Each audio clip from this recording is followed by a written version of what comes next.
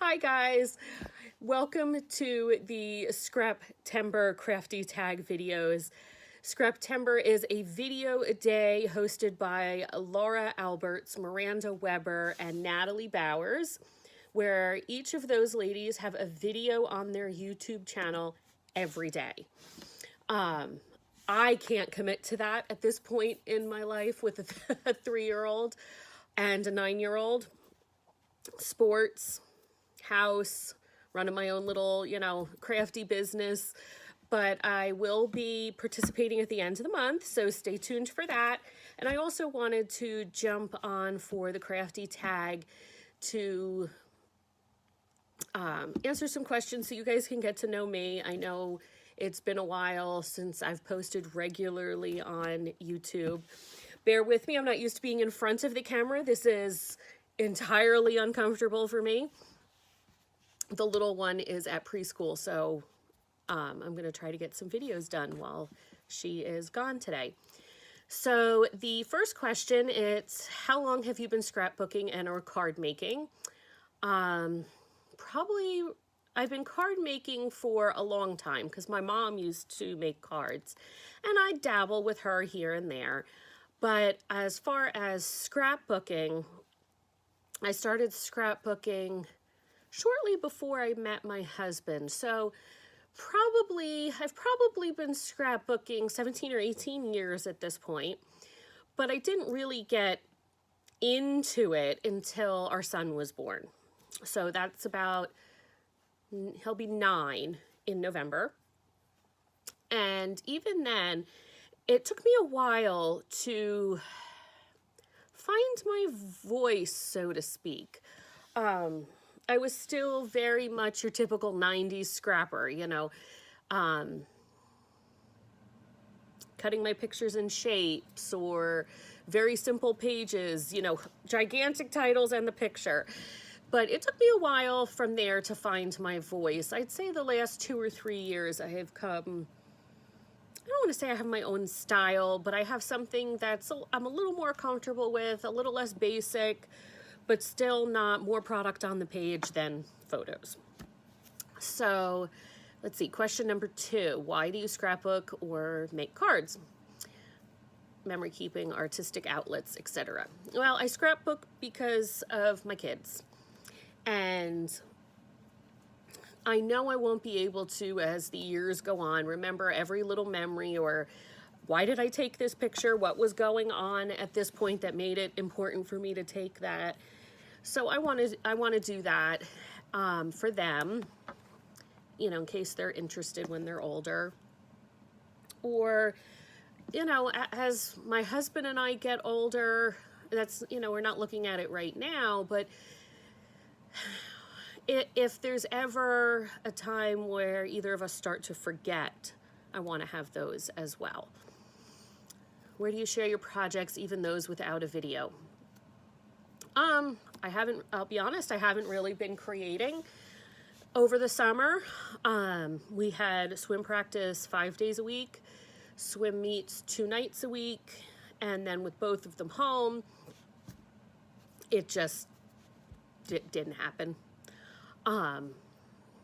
Also, when I did have time to create something, I was usually working on my cups because I had orders for those, and obviously orders take precedent over fun.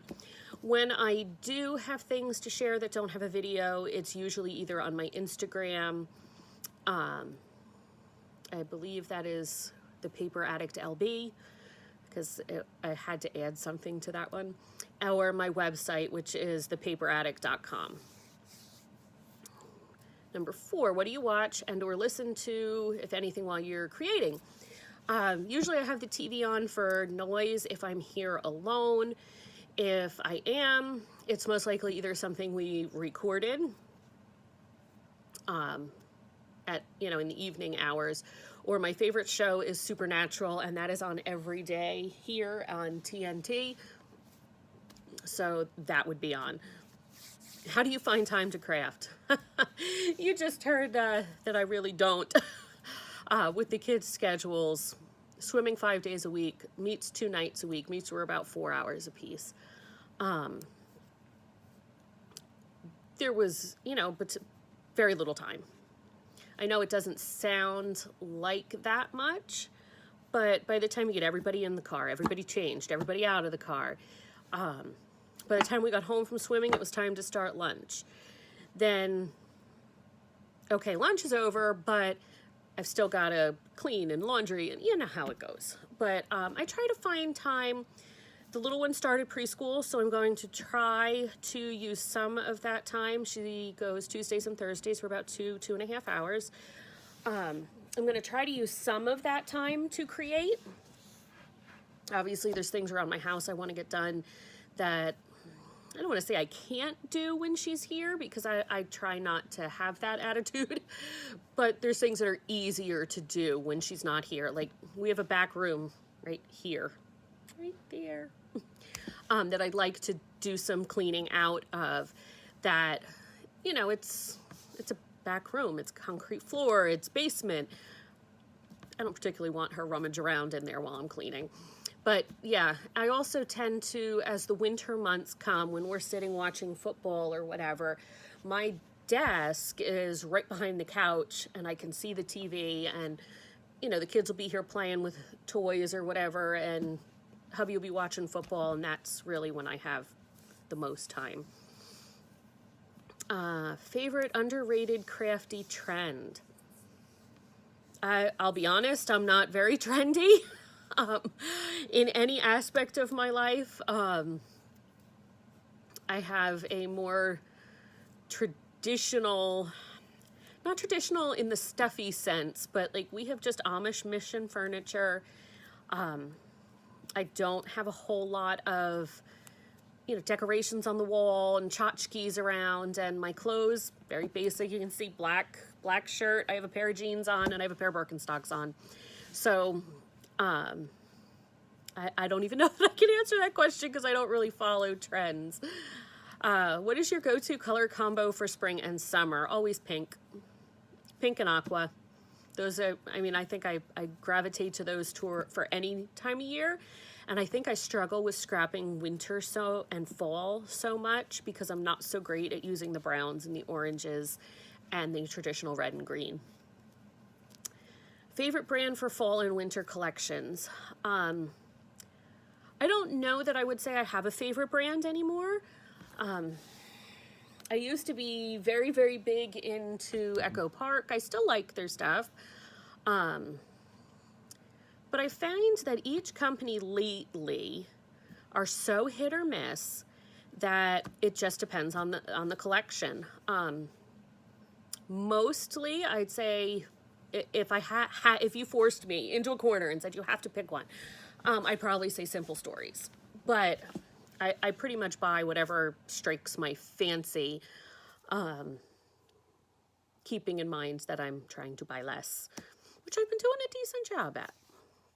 How many projects do you have unfinished in your crafty space? That depends on how you define a project. I don't ever leave unfinished pages. I don't have any of those, but I do have unfinished albums. We've been married 14 years now, almost 14 and a half years now. And my wedding album still isn't done. I have some pictures that I want to reprint. I printed them shortly after we got married, so maybe 2006, by the time we got our photos and, you know, the disc from the photographer and all those things. And at the time, I was very big into 5x7s, you know, that very 90s scrapper. And I go, I don't know how to work with this. The photo is so big. So I think I have a few of those I'd like to reprint, and then I can finish that up. Or I have it like we went to Nashville.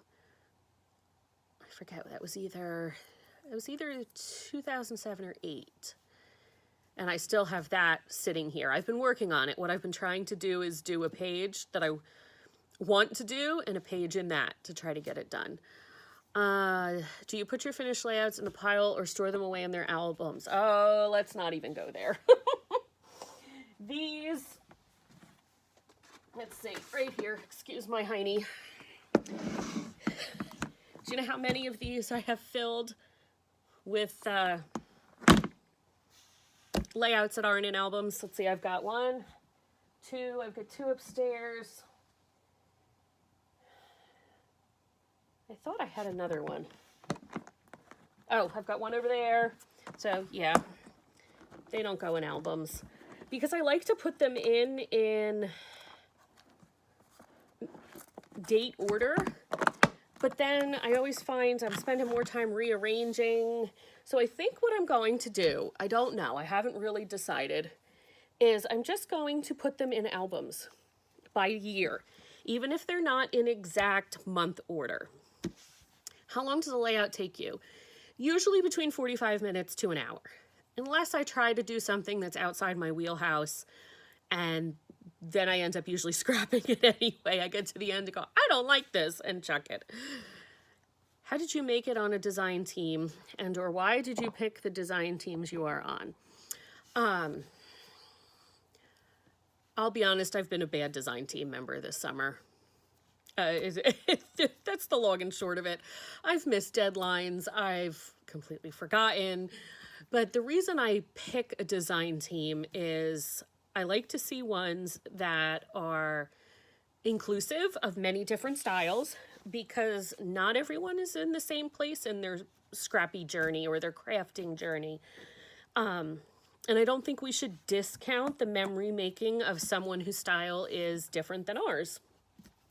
Especially, it really bothers me when I see people get snooty to the more simple scrappers. The people who are still using the dimensional stickers from Michaels or just flat clear stickers. I see them often on Facebook groups get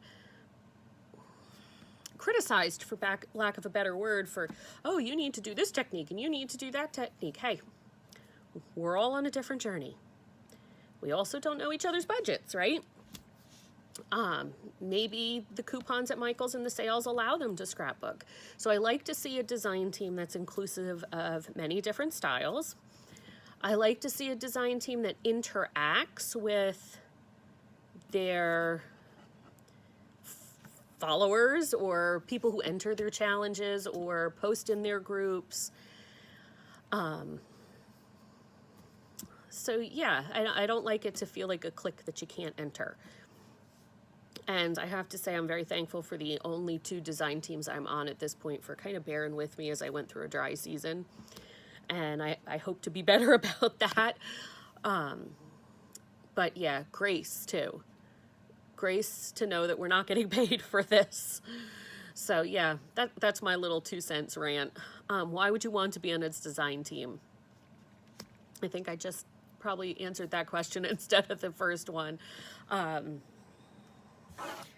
But yeah, I think it has to be the right fit for you. I've been on several design teams that halfway through or 90% of the way through, I've gone, this was the wrong choice for me.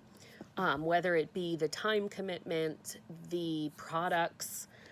Don't ever take on a design team just because it looks good on your resume if it's not your style. I was on a design team that was very generous with what they gave you, but it ended up, I looked at their stuff before I accepted, and I was like, I think I could work with this. But the more I tried to work with it, and it wasn't my style, and I felt like I wasn't putting out good projects. I felt like I wasn't doing their products justice. So I want to be on a design team just to encourage others, show them different styles, see different styles of what they're doing. I just want it to be fun at this point, whether it, bolsters a resume of creativity or not.